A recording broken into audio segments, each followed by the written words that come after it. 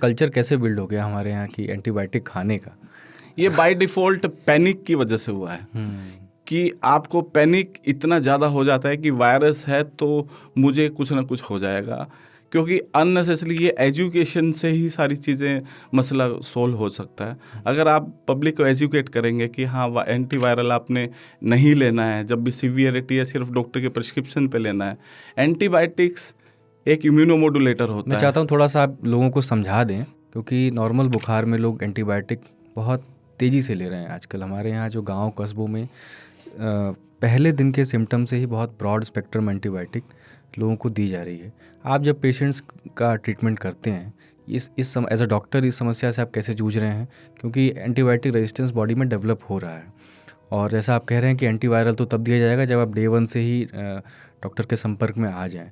कुछ दिन बाद फिर एंटीवायरल कोई मतलब नहीं रह जाता है देने का। इसको आप अगर समझाना चाहें लोगों को, ये जो इसका मिसयूज़ है एंटीबायोटिक का। देखिए, as a general public viral infection और बैक्टीरियल इन्फेक्शन को डिफरेंशिएट करना बहुत इजी है। क्योंकि वायरस अपने सिम्टम दर्शा देता है कि मुझे फ्लू हो गया, मेरी बॉडी में दर्द हो रहा है, जुकाम हो रहा है, तो मुझे रेस्ट करना चाहिए। बैक्टीरियल इन्फेक्शन में पहला प्रेजेंटेशन फीवर होता है। आपको अगर चेस्ट की इन्फेक्शन है तो आप येलो कलर का कफ निकालेंगे तो ऑब्वियसली दिख जाता है, क्योंकि बैक्टीरिया जल्दी रेप्लिकेट करता है। सो वायरल इन्फेक्शन के अंदर आपको फ्लू काइंड ऑफ सिम्टम है तो उसमें रेस्ट और सब पैरासीटामोल यही लेना है। उसमें एंटीबायोटिक का रोल अगर आप ज़्यादा खाएंगे उस वक्त तो आपके सिस्टम को अफेक्ट तो करेगा, बट एक बहुत बड़ी एंटिटी को हम तवज्जो दे रहे हैं जिसको कि बहुत ज़्यादा कॉमन है, जो कि हमारी क्लिनिकल प्रैक्टिस में भी सामने आ रहा है, which is known as anti microbial resistance, AMR।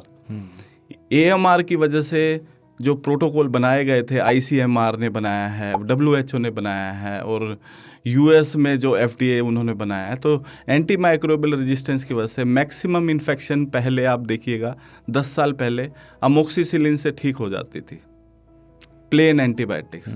Amoxicillin को फिर क्लेवुलिनेट से कंबाइन करके ऑगमेंटिन बनाया।